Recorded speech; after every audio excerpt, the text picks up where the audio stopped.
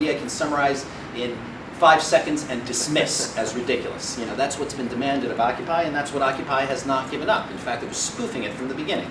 The original Occupy poster was asking the question, what is our one demand? Because they already anticipated where it was going, or one of the original posters from Adbusters.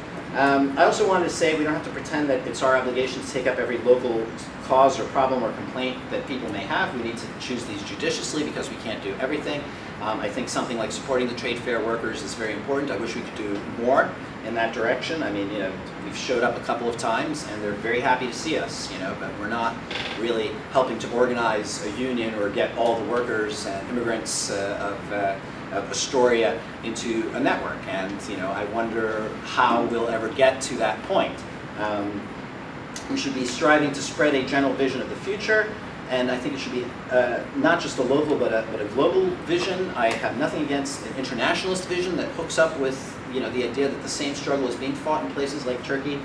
You know, I've come to believe that what we should generally be looking to do at this particular stage, and what we're now doing in Astoria, is to find a space. You know, every movement of the past, if you look at the organization of the GIs against the Vietnam War, they were having GI cafes all over the country next to GI bases. And, you know, this was a place where people could come and meet each other and get involved in the movement, you know, where you knew where the center was. And it's very important to have a lot of these centers so that people can go. If you look at the working class movement of the 1930s, no matter how dirt poor they were, they paid enough dues. That's something that Occupy certainly does not. You know, but to establish centers in their neighborhoods, there was always a place to go. People knew where the movement was, and I think that's what we should be striving to do. So in Astoria, we're very lucky that we've been offered part of a garage space, but it's actually very nice, that we've started renovating, and we're going to get for free from the owner of it near the river. It's actually going to be a very interesting experiment when we get that started later in the summer, and I'm very excited about that. So just to wrap up, I hope I didn't take too much more than 5 minutes. I'm very sorry. You know, I came not to bury Occupy or to praise it as some unconditional success, which it most definitely is not. We should be willing to start by giving ourselves 2 cheers, okay? Thank you. No, there's no...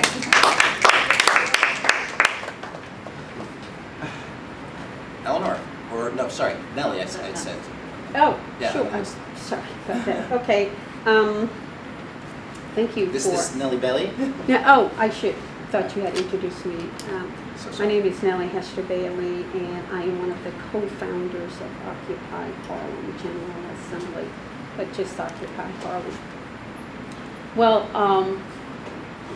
my presentation is going to be somewhat different in terms of the unique set of circumstances that I came into this, and that Occupy Harlem emerged out of a whole set of circumstances and contradictions in the historic community of Harlem. And this is Central Harlem, which is known as Black Harlem, the Harlem Renaissance, as distinguished from West Harlem, which is much more ethnically diverse, and where Columbia University has expanded its campus. It's $6 billion campus, 18 acres. And Central Harlem, as in contrast to East Harlem, which is SPOHA, as the real estate development has called East Harlem. No, SPAHA, Spanish Harlem, SPAHA. North Harlem, NOHA. South Harlem, South SOHA. I mean, it's just unbelievable what we're dealing with, but that shows you at least we'll have some levity here just in terms of the very difficult and, on the other hand, serious circumstances that we're in. As we know, I mean, just to be candid about it, the New York City real estate industry controls the political apparatus in this city. The New York Times is a real estate developer. They're landlords, and also all of the major newspapers. Columbia University, that even the Daily News was described in its glaring headlines, land grab in East Harlem.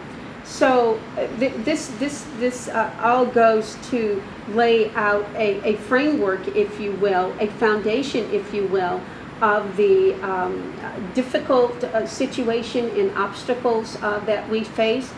None more so, and I hope obviously I can speak candidly, than the Black Miss Leadership class in Harlem and its tremendous hold over independent forces through largely funding. If you're a non-for-profit organization, you're a non-governmental organization, you look for funding, and that funding is secured through the elected officials. And if they give you funding, then obviously it's a quid pro quo relationship. You don't criticize us, we're the good guys, as they continue to sell out the community to the powerful real estate industry that fills their coffers.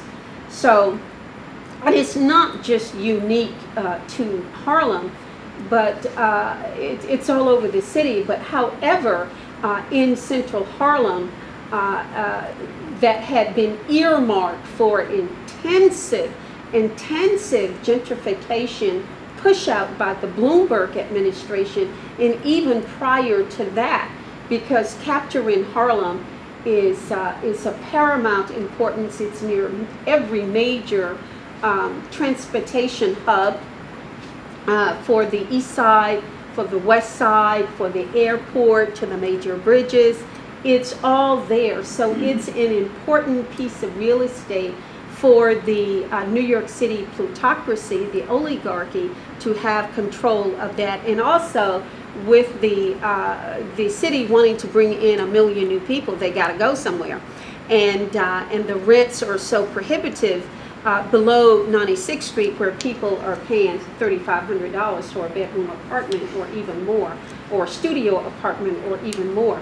So now let me just tell you quickly how this relates to what is happening in Harlem, and why there was such an overwhelming response to Occupy Harlem General Assembly, the first that we held, first meeting we held in October of 2011. Over 250 people showed up because of all of these reasons, this background that I gave you.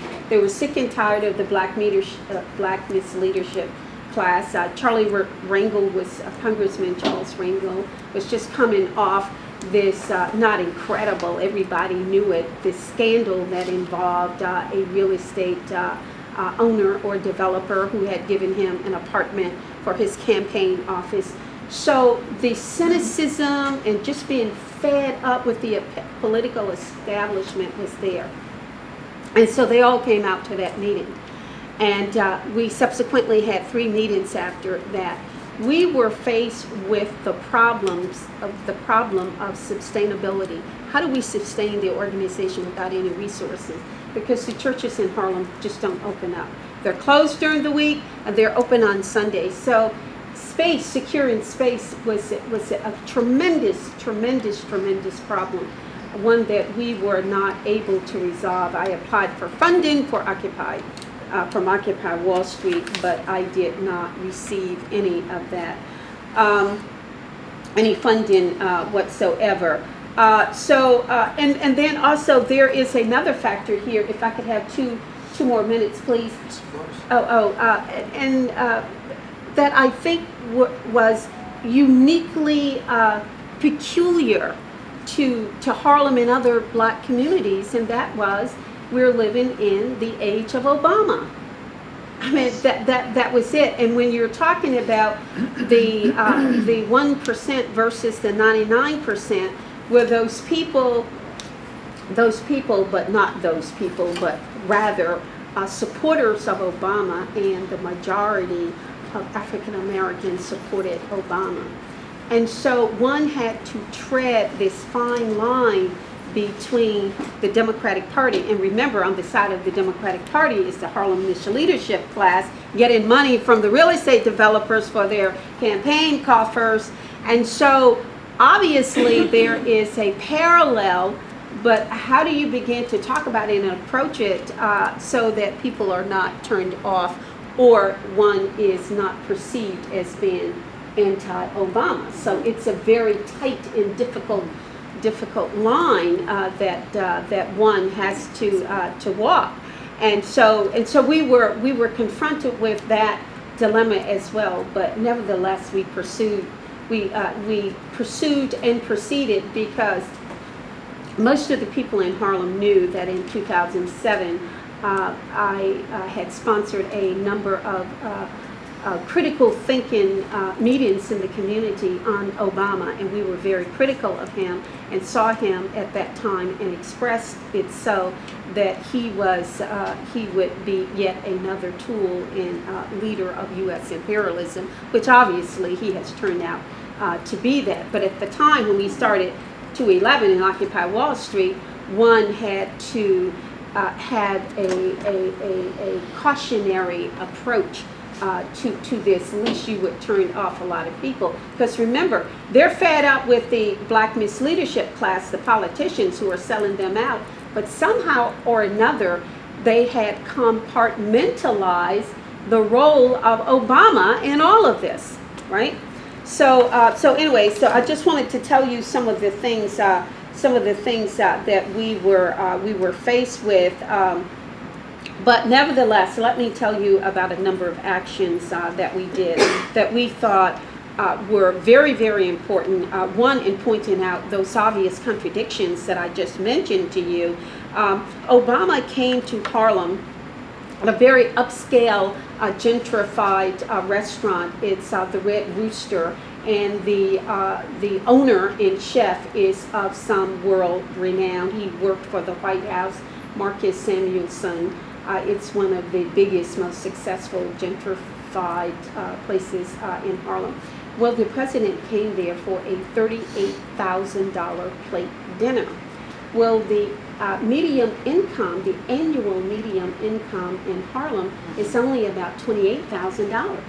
So that was a huge disconnect, and we thought, like, okay. So here is an illustration of one of those contradictions that we were faced with, and we wanted how we're going to deal with that. So we had a demonstration, much to the chagrin of the Harlem establishment. I called them the managerial class, but we had a demonstration. It was successful. It was reported in the Amsterdam News. And then from there, we had a demonstration against Obama, and this is all Occupy Harlem. And